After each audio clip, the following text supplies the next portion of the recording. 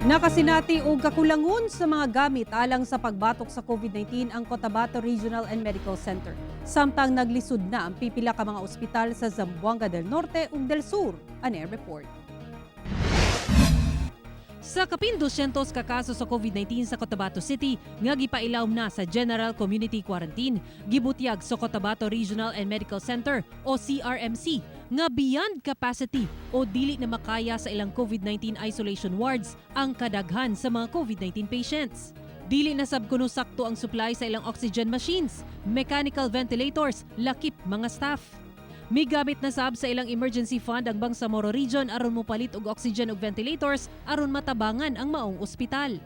Nag-readjust na rin tayo dun sa quick response fund natin for medical emergencies under AOH. So pumili na rin nag-procure na rin ng maraming oxygen. Hinuon matud ni CRMC focal person John Maliga, normal na ang sitwasyon sa ospital sa karon human miubos na sa 166 ang naka-confine sa isolation facility samtang anaa sa 178 ang bed capacity sa CRMC. Sa Zamboanga Peninsula Region, ana sa critical risk ang mechanical ventilator utilization sa mga ospital sa Zamboanga del Norte, samtang ana sa high risk ang bed utilization rate sa mga ospital sa Zamboanga del Sur. Kini tungod sa pagsaka sa mga kaso sa COVID-19 sa mga probinsya, lakip ang Zamboanga Sibugay.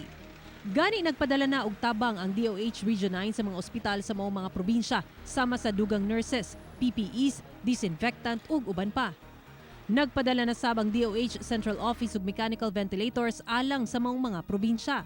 Gani sa tala sa DOH 9 as of June 6, sa halos 5,000 nga active cases sa rehiyon, 1,529 ang sa Zamboanga del Norte, 1,435 sa Zamboanga del Sur, 534 ang Zamboanga Sibugay, 1,346 sa Zamboanga City ug 154 sa Isabela City, Basilan.